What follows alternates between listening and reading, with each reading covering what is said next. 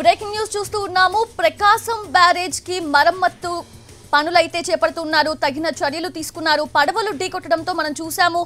భారీ వర్షాల కారణంగా వరదల కారణంగా తీవ్ర ఇబ్బందులు పడుతున్న నేపథ్యంలో దెబ్బ మీద దెబ్బ అన్నట్లుగా ప్రకాశం బ్యారేజ్ కి 3 పడవలు ఎక్కడి నుంచి వచ్చాయో తెలియదు. పెద్ద పెద్ద పడవలు దూసుకొచ్చి ఆ బ్యారేజ్ దిమ్మకి తగిలిన సందర్భంలో అది కొంచెం బ్రేక్ ఇచ్చిన ఆ ప్రమాదం చోటు చేసుకోవడం కూడా మనం చూసాం. అయితే ఇప్పుడే మరమ్మత్తు పనులు చేస్తూ ఉన్నారు అధికారులు. పూర్తి అప్డేట్స్ తెలుసుకుందాము. మా ప్రతినిధి కార్తిక్ ప్రకాశం బ్యారేజ్ నుంచి సిద్ధంగా ఉన్నారు లైవ్ లో. కార్తిక్, ఎలా చేస్తున్నారు? పనులన్నీ కూడా ముమ్మరంగా చేస్తూ ఉన్నారా? అయితే రైట్, మధ్యాహ్నం కన్నయ్య నాయుడు యొక్క ప్రకాశం బ్యారేజీని పరిశీలన చేశారు. అటు తర్వాత ఏదైతే బ్రిడ్జికి సంబంధించి 3 బోట్లు అనేది కూడా నేరుగా ఢీకొట్టడం కూడా జరిగింది. ఈ సమయంలోనే కౌంటర్ వెయిట్ అనేది కూడా దిమ్ అనేది కూడా దెబ్బతినింది. ప్రస్తుతానికి అయితే కృష్ణమ్మ సాధించిందని చెప్పుకోవాలి. దీని కారణంగా ఆ కౌంటర్ వెయిట్ కు సంబంధించినటువంటి పనులు అయితే పూర్తి స్థాయిలో సర్వేయంగా చేయడానికైతే అధికారులు అడుగులు వేశారని చెప్పుకోవచ్చు. మనం ఎన్టీవీ స్క్రీన్ మీద కూడా కనబడుతూ ఉంటుంది.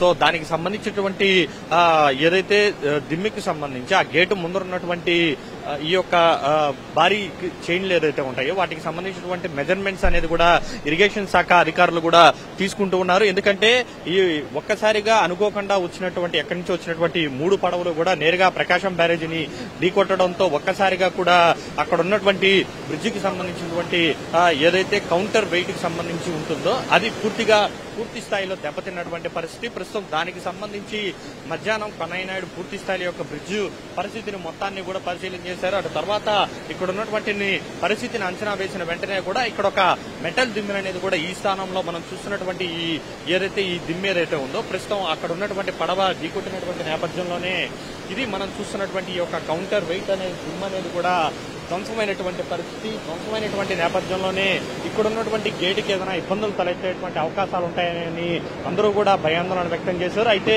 పూర్తి స్థాయిలో ఇక్కడ ఉన్నటువంటి పరిస్థితిని పరిశీలించినటువంటి కన్నయ్య నాయుడు మాత్రం గేటుకు కానీ ఎటువంటి ఇబ్బందులు కూడా లేవు, కానీ భవిష్యత్తులో ఇలాంటి ఫ్లడ్స్ వచ్చినప్పుడు ఇబ్బందులు తలెత్తకుండా ఉండాలంటే, ఎందుకంటే 2 రోజుల్లోనే మరొక భారీ అల్పపీడనం ఉంది అనేటువంటి వాతావరణ శాఖ హెచ్చరికల నేపథ్యంలో మరోసారి 11 లక్షలకు పైగా కూడా క్యూసెక్కుల వరద నీరు అనేది కూడా ప్రకాశం బ్యారేజీకి వస్తే మాత్రం అప్పుడు ఇబ్బందులు తలెత్తేటువంటి అవకాశం ఉంటుంది. ఇప్పటికే ఉన్నటువంటి 70 గేట్లను ఎత్తి మరీ 7,40,000 క్యూసెక్కులను సముద్రంలోకి వదులుతూ ఉన్నారు.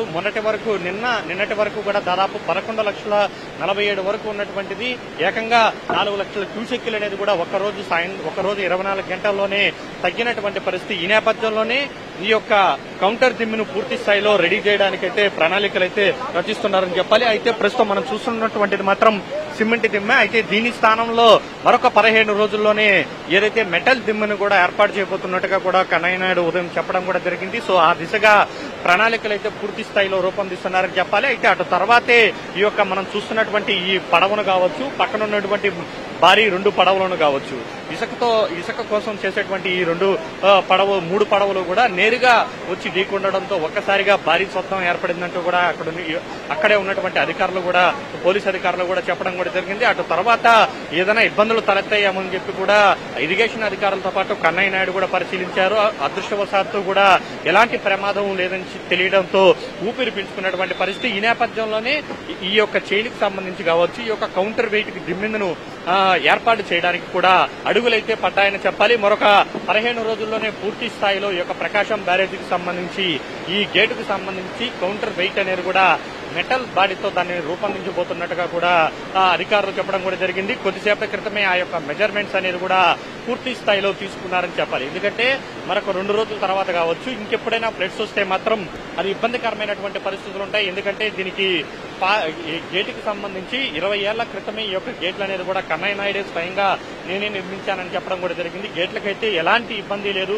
ప్రకాశం బ్యారేజీ చాలా పటిష్టంగా ఉంది. కానీ ఎక్కడి నుంచి వచ్చినటువంటి ఈ 3 బోట్లు ఢీకొట్టడం కారణంగా ఒక ఏదైతే గేటుకు కౌంటర్ వెయిట్ గా ఉన్నటువంటిది అది దెబ్బతినింది. ఎందుకంటే ఆ కౌంటర్ వెయిట్ బాగుంటేనే అది పైకి వెళ్ళినప్పుడు గేట్ కిందకి వెళ్తుంది, గేట్ పైకి వచ్చినప్పుడు అది కిందకి వెళ్ళడానికి అప్ అండ్ డౌన్ చేయడానికి కూడా కరెక్ట్ గా సరి సమానంగా బరువు ఉండాలి. కాబట్టి అలాంటిదే ఒక పడవ ఢీకొట్టడంతో దెబ్బతిన్నటువంటి నేపథ్యంలో ఆందోళన అయితే నెలకొంది. అయితే ఎలాంటి ఇబ్బందులు లేదని చెప్పడంతో మాత్రం అందరూ కూడా ఊపిరి పీల్చుకున్నారు. మరొక 15 రోజుల్లోనే మెటల్ బాడీతో దానికి సంబంధించినటువంటి దిమ్మిని అనేది కూడా ఏర్పాటు చేయబోతున్నారు. అయితే అంతకంటే ముఖ్యంగా ఇప్పటికే కూడా మొత్తం చుట్టుపక్కల ఉన్నటువంటి బెజవాడ మొత్తం కూడా పూర్తి స్థాయిలో నీట మునిగింది.